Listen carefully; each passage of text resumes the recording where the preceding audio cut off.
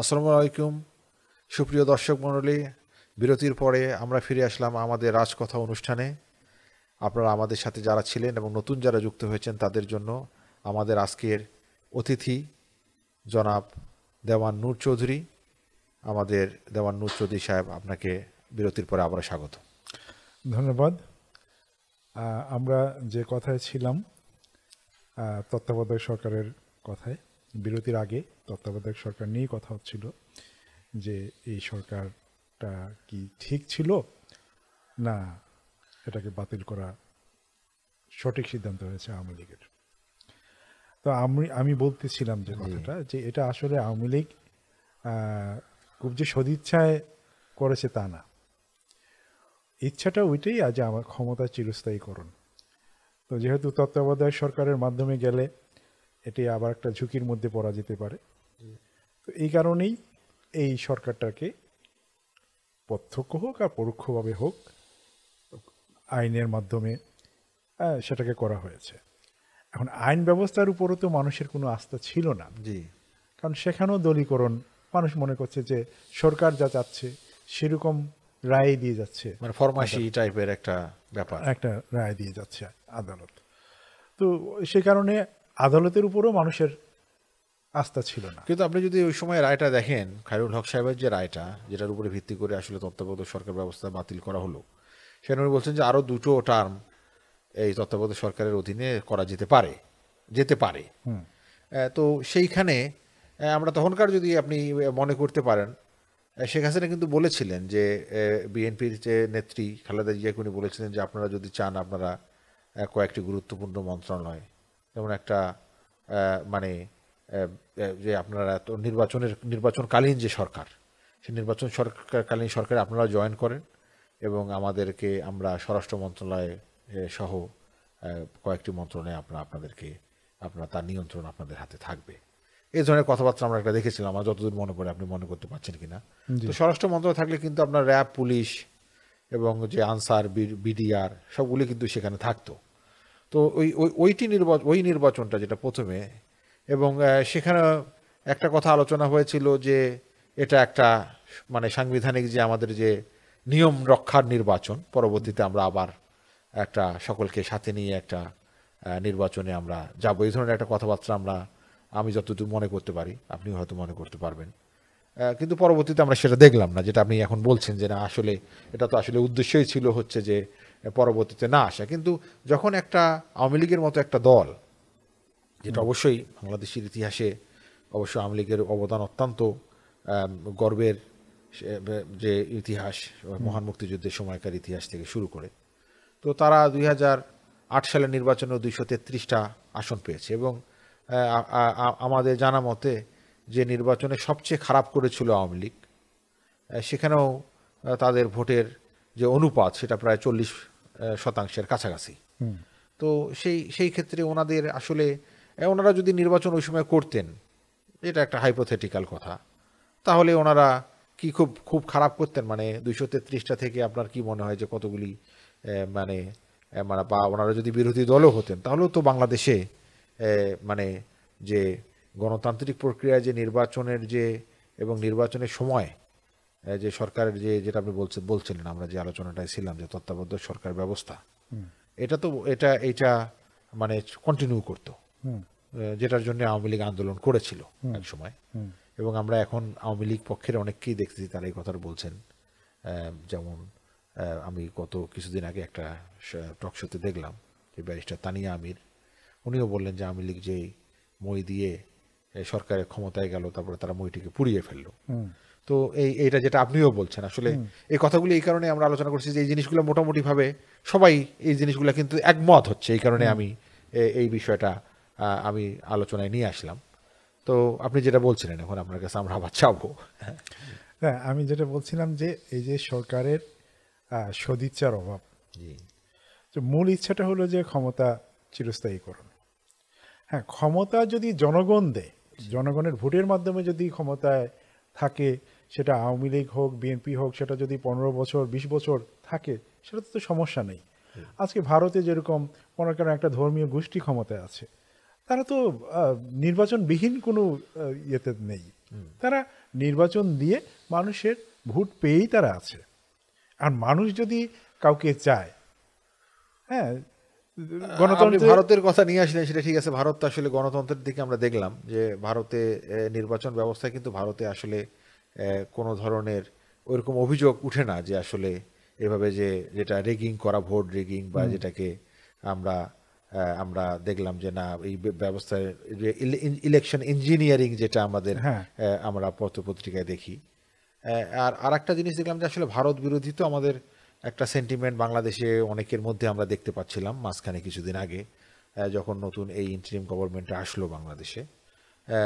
তারপরও তাদেরও মধ্য থেকে অনেকেই এই ধরনের কথাবার্তা বলছিলেন।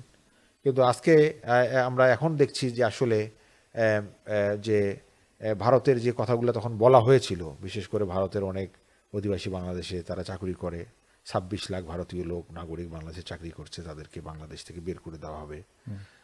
তারপরে এই যে আপনার 7 সিস্টারকে আলাদা করে দেওয়া হবে, এই ধরনের কথাবার্তা আমরা শুনছিলাম। আমরা ভারতকে, ভারত বিরোধী অনেক কথা বলে, আবার অনেক সময় ভারতকে উদাহরণ দেওয়া হয়। যেমন আপনি যদি সম্প্রতি যদি দেখেন যে জনপ্রশাসন যে সংস্কার কমিশন একটা একটা পরামর্শ দিয়েছে বা একটা পলিসি তারা সংস্কারের জন্য একটা প্রস্তাব দিয়েছে, সেখানে তারা বলেছে যে দিল্লির মতো ঢাকা, টঙ্গী, নারায়ণগঞ্জ, গাজীপুর এগুলি নিয়ে একটা সরকার গঠন করা হবে। এটা একটা কেন্দ্রীয় সরকারের মতো, এবং এটা রাজধানী কেন্দ্রিক একটা সরকার ব্যবস্থা, যেটা অন্যান্য 4টি যে প্রদেশ থাকবে সেই প্রদেশের বাইরে একটি আরেকটি প্রদেশের মতো একটি সরকার ব্যবস্থা। সেখানে কিন্তু ওই ভারতের উদাহরণটা কিন্তু নেওয়া হচ্ছে। তো এই সম্পর্কে মানে ভারতের সাথে বাংলাদেশের সম্পর্ক এবং ভারত বিরোধী যে একটা মনোভাব প্রকাশ, এটা আপনি কিভাবে মূল্যায়ন করেন? মানে অনেকের মাঝে দেখি আমরা, সবাই তা না।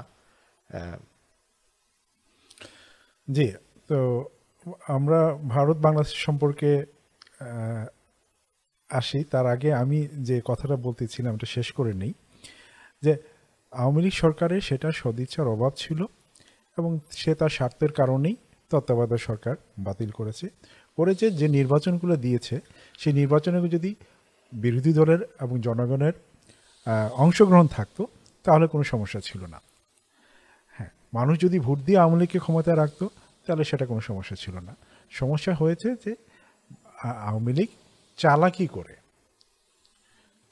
করে আপনার নির্বাচন করেছে এবং বলছে তারা নির্বাচিত সরকার, কিন্তু সেটা আসলে নির্বাচিত সরকার জনগণ ভোট দিতে পারেনি। সেটাকে আপনি এটাকেই বেশি মনে করছেন যে আসলে যেহেতু জনগণ 5 বছর পরে একবারই ভোট দিয়ে দেওয়ার একটা ক্ষমতা, এবং আমাদের এই যে মানে আমাদের যে বাংলাদেশের যে ভোটের যে ব্যবস্থা, যেটা ফার্স্ট পাস্ট পোস্ট সিস্টেম, মানে সংখ্যাগরিষ্ঠতার ভিত্তিতেই মানে নেতা নির্বাচিত হবে বা বিজয়ী ঘোষণা করা হবে, বা যেটা ওই যে প্রপোর্শনাল রিপ্রেজেন্টেটিভ সিস্টেম নয়, যেটা আমেরিকার মতো যে না ইলেকট্রাল কলেজ বা এই ধরনের নয়। তো সুতরাং জনগণের প্রত্যক্ষ ভোটেই, তো জনগণ যেহেতু প্রত্যক্ষভাবে তাদের ভোট দিতে পারছে না, তো জনগণের ভিতরে একটা মানে যে ক্ষোভ, এটা এটা সবসময় থাকবে বলে আপনি মনে করেন? হ্যাঁ, এটা সবসময় থাকবে এবং এটা একটা কারণ। আর আপনি যতই আপনার মুখে বলেন, আপনি গলাবাজি করেন যে আমরা নির্বাচনের মাধ্যমে ক্ষমতায় ছিলাম, বিএনপি কেন নির্বাচনে আসলো না সেটা তারা জানে, আমরা ওয়াকওভার পেয়ে গেছি, তো এগুলো আপনার যে যে আমার ভাষায় শুধু চালাকির কথা। তো এই জিনিসগুলো মানুষ বুঝতে পারে, মানুষ সেন্স করতে পারে। তা জনগণকে বোকা ভাবলে হয় না, তাই না? আপনি হয়তো কিছু সময়ের জন্য জনগণ ধোঁকা খেতে পারে, কিন্তু দীর্ঘ সময় সে ধোঁকা খায় না, সে বুঝতে পারে। তো এই কারণেই সেই চালাকি করাগুলা ঠিক হয় না আওয়ামী লীগের জন্য। তো এই কারণে এখন আমরা বলছিলাম যে যদি নির্বাচনটা হতো, যদি মানুষ ভোট দিতে পারতো, দিয়ে যদি আওয়ামী লীগ ক্ষমতায় থাকতো তাহলে কোনো সমস্যা ছিল না। তো যেহেতু সেই সেই মানে আপনি বলতে চাচ্ছেন যে বর্তমানে যদিও আসলে এই যে এই আন্দোলনটা আমরা দেখলাম, এটা তো প্রথমে কোটা বিরোধী আন্দোলন ছিল, জি এবং আমরা প্রথম থেকেই দেখছি যে শেখ হাসিনা কিন্তু তাদের কোটার দাবিটা 2018 সালে মেনে নিয়েছিল। সেটাকে কিছু মুক্তিযোদ্ধা পরিবার তারা হাইকোর্টে একটা মামলা করে, এবং সব পরিক্রমাটা আমরা সকলেই কম বেশি জানি। শেষ পর্যন্ত কিন্তু উনি কোটার দাবিটা মেনেই নিয়েছিল যে ঠিক আছে, আমরা এই নির্বাচন আসলে আমরা এই কোটার যে বিষয়টা, এটা আমরা আপিলের জন্য আপিলের ডেটটাও নিয়ে আসা হয়েছিল অনেক আগায়, মানে আপিলের ডিভিশনে সরকার এটাকে আপিল করে তার যে হাইকোর্টের রায়ের বিরুদ্ধে এবং আন্দোলনকারীদের পক্ষে। সুতরাং আন্দোলনকারী এবং সরকার কিন্তু সে আওয়ামী লীগ সরকার একই প্ল্যাটফর্মে ছিল, কিন্তু তারপরেও মানে এই যে মানে আপনি যেটা বলছেন যে জনরোষের যে বিষয়টা বা সাধারণ মানুষ যে এটা আসলে ভোট দিতে পারে নাই, তো সেটা আপনি মনে করতেছেন যে আসলে ভোট দিতে যেহেতু পারে নাই সেজন্য মানুষের মনে একটা ভিতরে ক্ষোভ ছিল। সুতরাং এই যদিও এই আন্দোলনটা সরকার পতনের আন্দোলন ছিল না, এটা একটা আন্দোলন ছিল হচ্ছে কোটা আন্দোলনের, কিন্তু এই আন্দোলনে সরকারের পতন হয়ে গেছে কারণ হচ্ছে মানুষের মনে অনেক দিনের ক্ষোভ, এটা আপনি বলছেন। জি, মানুষের মনে পঞ্জীভূত ক্ষোভ, একটা ক্ষোভ না, একটা হলো মানুষের কথা বলার স্বাধীনতা ছিল না, মানুষের ভোট দেওয়ার অধিকার ছিল না, বিচার ব্যবস্থাকে পরিপূর্ণ দলীয়করণ করা হয়েছিল, পুলিশি ব্যবস্থাকে 100% দলীয়করণ করা হয়েছিল। তো এইসব জিনিসের তারপরে এমনকি সাংবাদিকরা কিছু বলতে পারছে না, তাদের না বলার জন্য আপনি বিভিন্ন আইন করেছেন। মানে আপনি যেটা বলছিলেন আগে যে আমাদের যে ডিজিটাল নিরাপত্তা আইন বা যে আইনগুলির মাধ্যমে মত প্রকাশের স্বাধীনতাকে বাধা দেওয়া হবে। তো হতাশা মানুষের একদিক থেকে না, নানা দিক থেকে ছিল হতাশা। এই ক্ষোভ হতাশা চূড়ান্ত একটা প্রতিফলন হয়েছে এই সরকার পতনের মধ্যে। এটা শুধু আমরা যদি বলি হ্যাঁ কোটা আন্দোলন তো আমরা মেনেই নিয়েছিলাম, তাহলে কেন এটা হলো, এখানে অন্য শক্তির ইন্ধন ছিল, এখানে এই ছিল সেই ছিল, থাকতে পারে, সেটা অস্বীকার করছি না, কিন্তু মূল বিষয়টা ছিল জনগণের পঞ্জীভূত ক্ষোভ।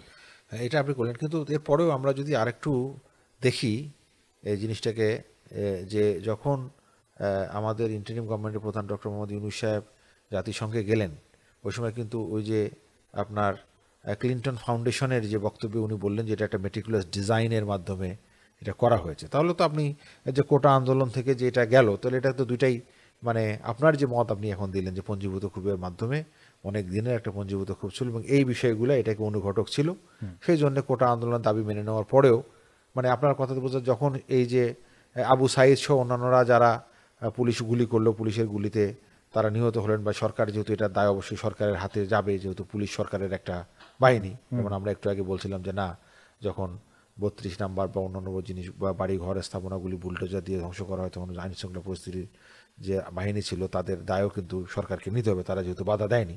তো সেরকম একটা অবস্থাতে জনগণ এটার মধ্যে সম্পৃক্ত হয়ে যায় এবং তাদের যে পঞ্জীভূত ক্ষোভ, এই পঞ্জীভূত ক্ষোভের কারণেই কিন্তু একটা বড় আন্দোলনে রূপ নিয়ে সরকারের পতন হয়, এটা আপনি বলছেন। কিন্তু একই সাথে তাহলে আপনি ওইটাকে আবার কিভাবে এটার সাথে মূল্যায়ন করবেন, যে যখন ওনারা বলছিল যে এটা কিন্তু একটা মেটিকুলাস ডিজাইনের মাধ্যমে উনি মেটিকুলাস ডিজাইন বলতে কি বুঝিয়েছেন আমি জানি না। আপনি যত ডিজাইনই করেন, যতই ইয়ে করেন, সেখানে যদি এই অনুঘটকগুলো না থাকতো তাহলে সেটা কোনো ডিজাইনই কাজ করছে না, আপনি বলতে চাচ্ছেন যে আসলে কোনো ডিজাইনই করতো না। তাহলে তো সেই ডিজাইন আরো 10 বছর আগে করলো না কেন, তাই না? তো ডক্টর ইউনূসের বিরোধিতা তো হাসিনা অনেক আগে থেকেই করে আসছেন, তাই না? তাহলে তো সেই অনেক আগেই করা যেত, তো এটা বিষয় না। তারপর আপনি একজন চার্টার্ড অ্যাকাউন্টেন্ট, বা আপনি যেহেতু ট্যাক্সেশন সম্বন্ধে আপনার ভালো ধারণা আছে, আমরা পত্রপত্রিকা দেখছি যে জানা উনি প্রথমে এসে ওনার যে প্রতিষ্ঠান, সেই প্রতিষ্ঠানের ট্যাক্স উনি মওকুফ করার জন্য যে নির্দেশনা দিলেন এবং ট্যাক্সটা মওকুফ হয়েও গেল, এবং এই বিষয়ে আপনি আপনার ব্যক্তিগত মতামত? এটা আমি উনাকে সাধুবাদ দিব না, কারণটা হলো গিয়ে, আর একজন মানুষ যে সব দিকেই ভালো হয়ে যাবে সেরকম না। অনেক বড় বড় মানুষ আছেন, তাদের ভুল ত্রুটি থাকতে পারে, মানে মানুষ তো ভুলের ঊর্ধ্বে কেউই না, মানে শেখ হাসিনাও ভুলের ঊর্ধ্বে নয়, সেটাই। আমরা আমাদের যে যেরকম ধারণা হয় যে বড় মানুষ যা করেন সবই ঠিক, হ্যাঁ, রবীন্দ্রনাথ এর মতো মহান মানুষ, তিনি যদি এই বাংলাদেশের বিশ্ববিদ্যালয়ের বিরোধিতা করে থাকেন, সেটা তিনি ভুল করেছেন, এটা আমাকে মানতে হবে। কিন্তু সত্য মিথ্য নিয়ে সেটা তো আছেই, কিন্তু আমার কথা হচ্ছে এটা রবীন্দ্রনাথ করতেই পারেন, রবীন্দ্রনাথ ভুলের ঊর্ধ্বে না। জি জি জি, মানে আপনি বলতে চাচ্ছেন যে এই তার এই একটা ভুলের জন্য পুরো রবীন্দ্রনাথ আমাদের জন্য একজন শত্রু হয়ে যাবেন বা রবীন্দ্রনাথ আমাদের কিছু না, জি। সেটা তো হয় না, না। এটা কিন্তু আসলে বিচারকও ভুল করে। সেটাই। এবং আপনি ইংল্যান্ডে আপনি জানবেন যে একটা রুল আছে, সেটার নাম হচ্ছে স্লিপ রুল। বিচারকদের শুধুমাত্র ভুল ঠিক করার জন্য। অনেক বিচারক অনেক কিছু ভুল করতে পারে, তো তারা যদি এই আইনের আশ্রয় নিয়ে তারা সেটাকে সংশোধন করার সুযোগ পায়। মানে বোঝা যাচ্ছে যে আসলে ভুলের ঊর্ধ্বে কেউই না। যেটা আপনি আগে আলোচনা করছিলেন যে না, 96 থেকে 2001 সাল পর্যন্ত ক্ষমতায় আসার আগে তখন আমরা যে মানে আওয়ামী লীগ নেত্রী শেখ হাসিনা যে বা জনগণের কাছে গিয়েছিলেন, তখন উনি বলেছিলেন যে আমাদের অতীতের ভুল ত্রুটি ক্ষমা করে আমাদেরকে আরেকবার সরকার গঠনের আপনার সুযোগ দেন, আমরা আপনাদের কাছে ভোট ভিক্ষা চাই।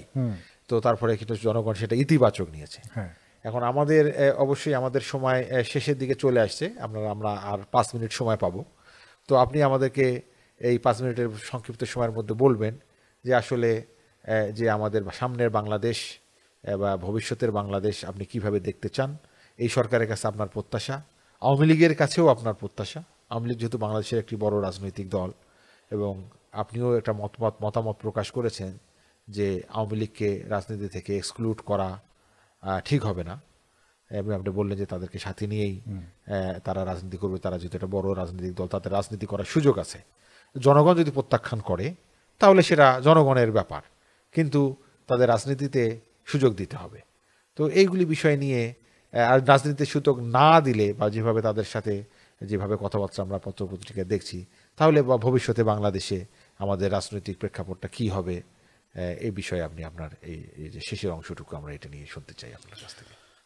বাংলাদেশে এখন একটা আশার সঞ্চার হয়েছে, যাতে আমরা আপনি আগে যে উল্লেখ করেছেন, ডক্টর ইউনূস বলেছেন যে আমরা সবাই মিলে একটা বড় পরিবারের মতো আমরা কাজ করে যাব।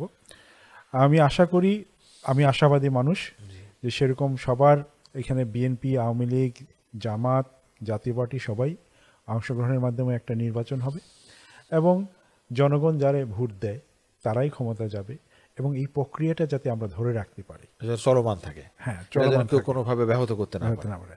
এবং এই প্রক্রিয়া ধরে রাখার জন্য যদি আমরা দেখি এই তত্ত্বাবধায়ক সরকারটা আরও কিছুদিন চলুক, তারপরে যদি দেখা যায় না আমাদের রাজনৈতিক দলগুলা আসলেই পশ্চিমা বিশ্বের বা অন্যান্য গণতান্ত্রিক দেশের মতো তারা কাজ করছে, তখন না হয় সেটাকে উঠানো যাবে। আমি এই সামনে আগামী কয়েকটা টার্ম আমি বলবো যে তত্ত্বাবধায়ক সরকারের অধীনেই নির্বাচন হোক এবং বাংলাদেশের সমস্ত যারা রাজনৈতিক দল আছে তারা নির্বাচনে অংশগ্রহণ করবে এবং যারা অন্যায় করেছে তাদের আইনের আওতায় আনতে নিয়ে আসতে, সেটা যেই হোক না, সেটা যেই হোক। এখন আপনি এই যেটা যে আওয়ামী লীগের কথা আপনি বলছিলেন, তো আওয়ামী লীগ বাংলাদেশে যেহেতু একটা ঐতিহ্যবাহী রাজনৈতিক দল এবং তাদের যে তারাও বাংলাদেশের ক্ষমতাতে ছিল নির্বাচিত, যদি আমরা নির্বাচিতগুলি ধরি তারপরেও তারা নির্বাচিত জনগণের ভোটে নির্বাচিত হয়ে আসছিলেন। তো তাদের আপনি কি মনে করেন একজন সাধারণ মানুষ হিসেবে, যে অবশ্যই রাজনৈতিক পলিসি তো তাদের থাকবেই, তারা নিজস্ব পলিসি তারা করবে, বাট আপনি কি মনে করেন যে তাদের এই মুহূর্তে কি করা উচিত বলে আপনি সাধারণ একজন মানুষ হিসেবে আপনি কি মতামত প্রকাশ করেন?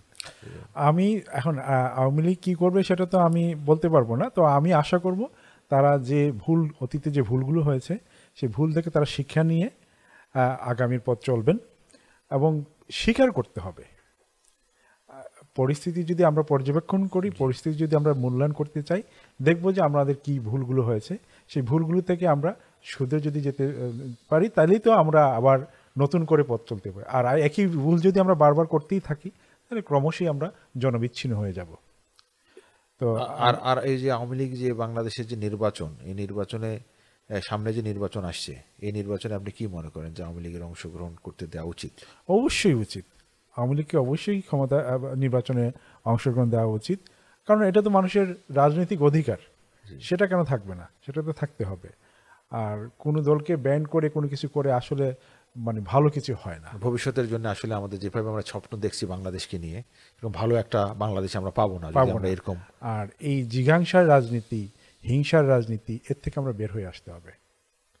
তো নতুন যারা এই যে বৈষম্য বিরোধী ছাত্র আন্দোলন যারা এবং ছাত্র জনতা, তাদের উদ্দেশ্যে আপনি কি বলবেন বর্তমান পরিস্থিতিতে? তাদের উদ্দেশ্যে আমার এটাই আশা যে তারা অনেক বড় একটা কাজ করেছে এবং এই বড় কাজের সুফল পেতে হলে আমাদের পরিপূর্ণ গণতান্ত্রিক ধারায় ফিরতে হবে। ধন্যবাদ আপনাকে আমাদের সাথে এই অনুষ্ঠানে থাকার জন্য। প্রিয় দর্শক, আমরা আমাদের আগামী অনুষ্ঠান দেখার আমন্ত্রণ জানিয়ে এবং আপনাদের সকলকে ধন্যবাদ জানিয়ে আমাদের আজকে রাজকথা অনুষ্ঠানের সমাপ্তি ঘোষণা করছি। ধন্যবাদ। আসসালামু আলাইকুম ওয়া রাহমাতুল্লাহি ওয়া বারাকাতুহু।